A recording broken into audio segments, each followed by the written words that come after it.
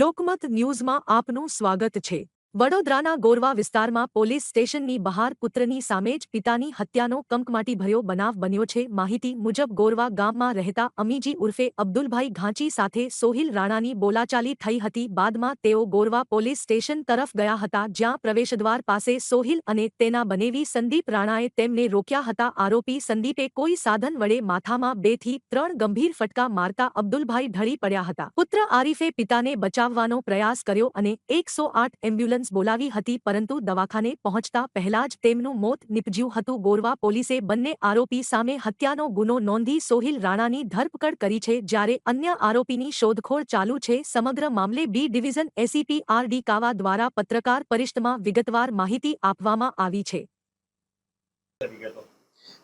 ગઈકાલ રાત્રે Gorwa police station વિસ્તારમાં ગોરવા ગામમાં મસ્જિદની બાજુમાં આ કામે ફરિયાદી આરીફભાઈ અમીજીએ એમના પિતાનું ખૂન થયું છે એ બાબતની ફરિયાદ આપેલી છે।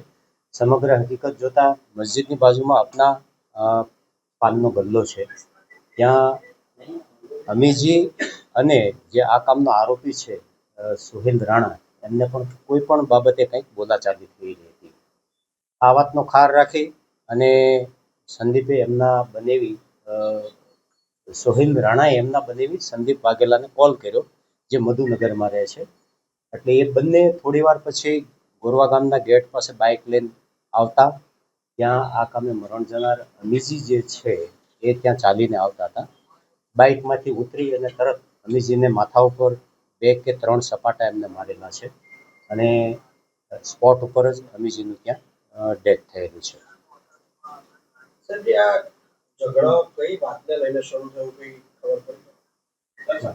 ઝઘડો ત્યાં પાનના ગલ્લે નાની એવી બોલાચાલી હતી। હજુ ડેડ બોડીનું પીએમ થવા પર છે, એટલે ઇન્વેસ્ટિગેશન ચાલુ છે, એટલે અમે મૂળ સુધી તો પહોંચશું।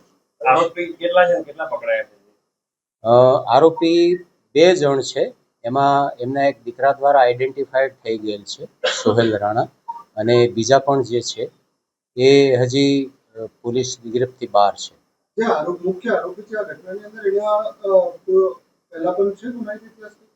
ના, એમનો ગુનાહિત ઇતિહાસ ચેક કર્યો, પણ એવું કંઈ હાલમાં રેકોર્ડ ઉપર છે નહીં।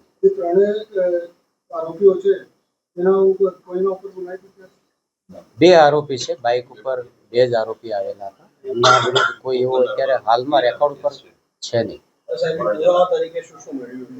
પુરાવા તરીકે સ્થળનું એક તો આપણે પંચનામું કર્યું છે, ઇન્ક્વેસ્ટ પંચનામું કર્યું છે, એફએસએલની મદદ લેવામાં આવેલી છે, અને જે સાંયોગિક પુરાવા જે છે એ માટે પોલીસ અત્યારે એમની તપાસ ચાલુ છે।